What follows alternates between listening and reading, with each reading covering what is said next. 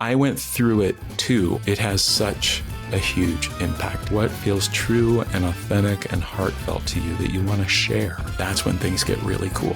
Is one of the most fascinating conversations we can be in as human beings.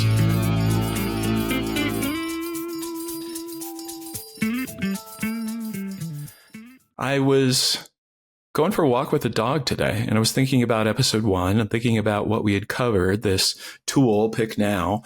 And I was thinking specifically about what is it that entrepreneurs, that founders want to create? Why are they creating these businesses? And when I ask them, I hear one word over and over and over again, and that word is freedom. And yet when I look at what they're doing, at how they're spending their day, it sure doesn't look like freedom to me at all. So what's going on there? I think we have different ideas of what freedom is. I think we have different ideas of when freedom is. So it feels to me like a lot of these entrepreneurs are thinking that if I really work my ass off now for the next however many years, then at some point I will sell this thing, I'll get a big check, and then I will have freedom. And yet what they do along the way is they sacrifice themselves, they sacrifice their health, they sacrifice their relationships with the hope that these sacrifices will then create freedom. And my question to you and every founder is, well, how do you create freedom now? How do you create freedom today? How does creating freedom today actually mean you're capable of creating more rather than less?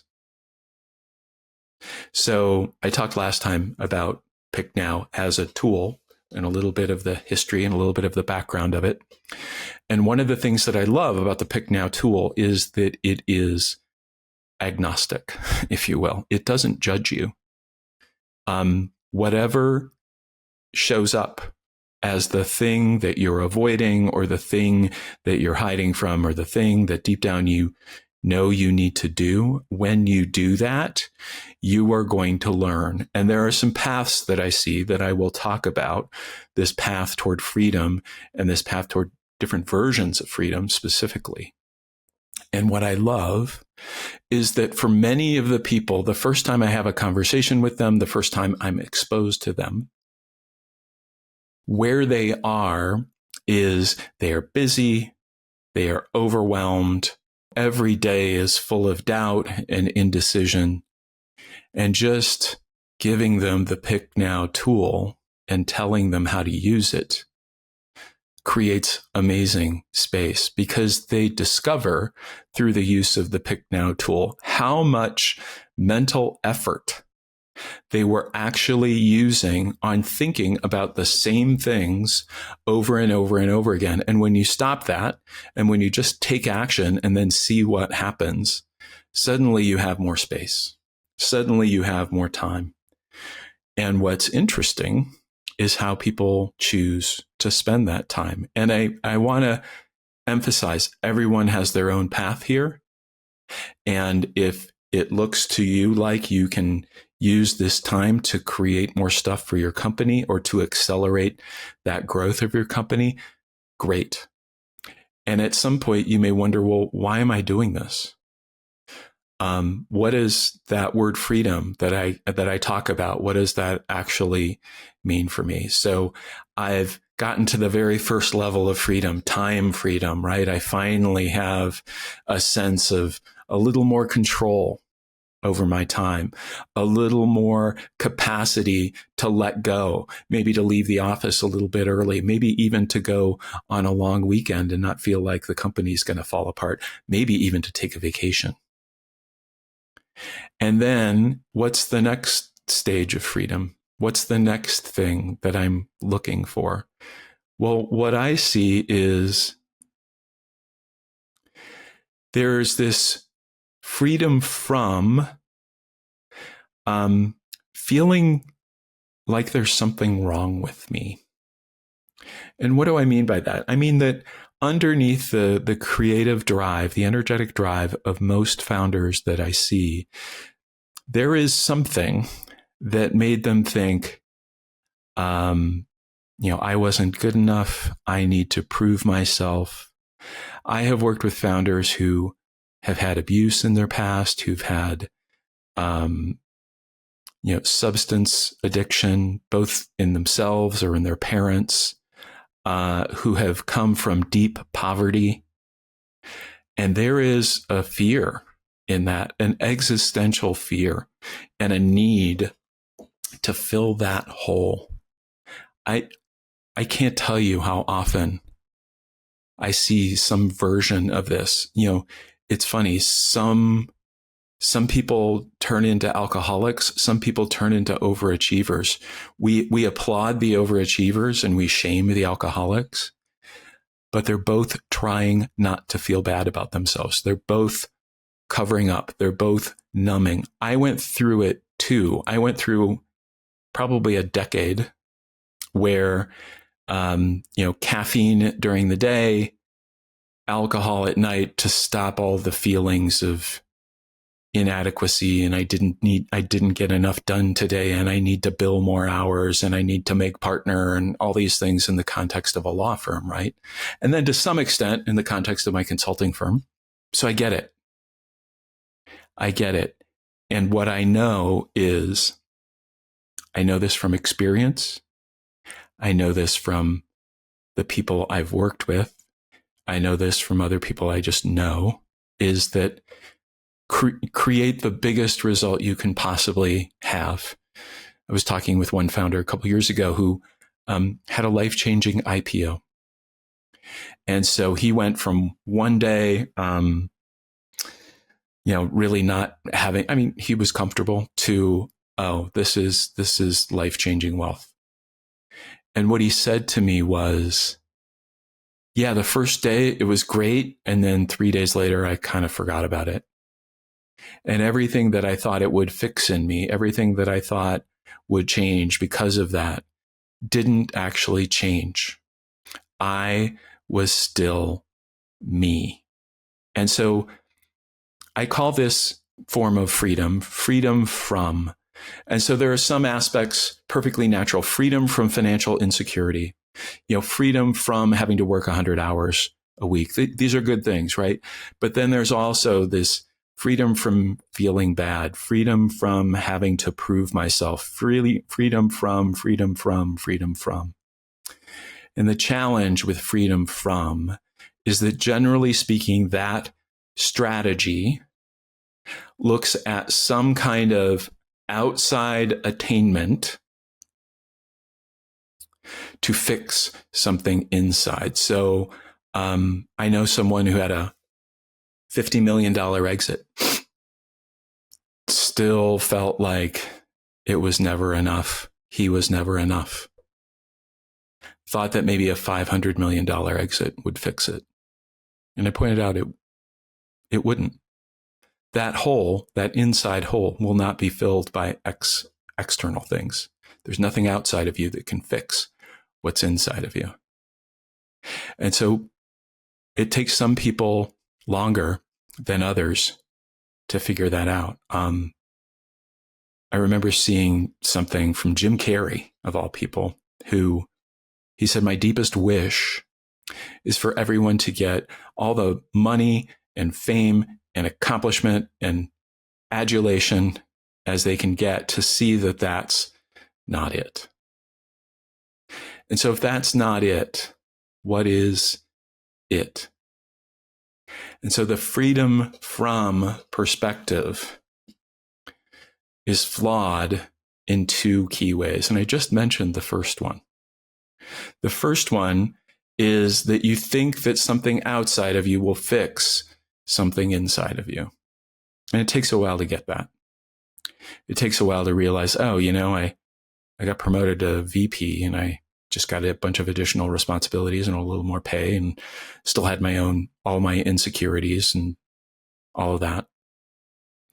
And now I'm SVP, and it didn't do it either. Do I need to be C-suite? Do I need to be, CEO?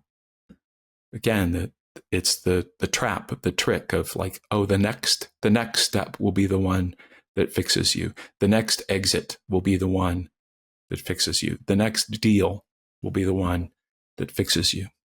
And it's not true. But the second premise that is flawed in this whole idea of freedom from is that there is anything in you that needs fixing. And that's the thing that I think is not only the hardest to see, but when you do see it, it has such a huge impact. Here's the bad news. You are a speck on the timeline of the cosmos. I am too. There is nothing you could do or achieve or gather or have that will make any difference on any reasonable timeline of the 14 billion year old universe. You will be forgotten. The only question is when. I will be forgotten too. The only question is when. Now here's the good news. If you look, you will see that you are not your achievements, your story, these things that you make up as limitations or flaws. You're not even your physical body. You can prove that to yourself by saying, well, if someone cut my arm off, would I still be me? Yeah, you would be. There is some ineffable you looking out from your eyes who is unaffected by any of this. And that you is creating everything. Even the story that you're not enough. When you see that, that's when freedom really begins to change. That's when freedom actually becomes possible. And I call that freedom too. So instead of running away from something, freedom from my own feelings of inadequacy, now I see my inherent freedom and I can use that freedom. You are a creator. You can't help but create. You've created your entire story of you. You've created your interpretation of your personal history and of the culture around you and the world around you and whether this is bad or this is good. You've created all of that and you can't stop creating. And so the question is, how do you want to use that creativity? If you are a child of God, and you can use whatever words you want here, I'm pointing to something innate about you. If you're a child of God and God is a creator, then you're a creator too. And so, how do you want to create with that? What freedom, if you look at freedom as freedom to, T-O, not freedom from, what are you free to do now that you see this capacity, now that you see this inherent creativity that you've already had? What are you free to say? What do you really want to express in the world? What feels true and authentic and heartfelt to you that you want to share? Much as I'm sharing this with you. What are you free to do, to create? Maybe that's another company because you just want to create another company. Maybe it's a book. Maybe it's watercolor painting. Maybe, like me, you want to learn to play the saxophone. And then finally, who are you free to be? I had a spiritual teacher who I worked with 3 years. His name was Peter Fenner. This was back in 2008 to 2011 or so. And Peter was a Tibetan Buddhist monk before he gave up his robes. And what he taught was a westernized version of some of the most esoteric teachings of Tibetan Buddhism. And the essential teaching of that was what he called unconditioned awareness. So not the things you are aware of, not this microphone or this laptop or light or the window, the trees outside, but the awareness that you are aware.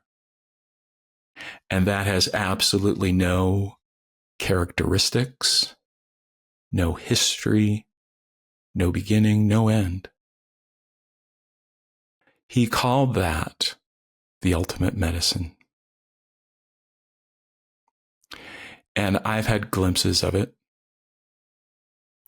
And I can tell you, when I have rested in unconditioned awareness for even a moment or two, it is like the most relaxing vacation you have ever had in the span of a few moments. So think about what that could mean in your life. And I'll tell you from my own experience. Yeah, I get a few hits of unconditioned awareness, a few hits of that unconditional rest. And then it occurs to me to do something. It occurs to me to say something, but I'm doing that from a completely different place than if I need something outside of me to fix me. And that is my wish for you. And everyone has their own path. Everyone has their own truth.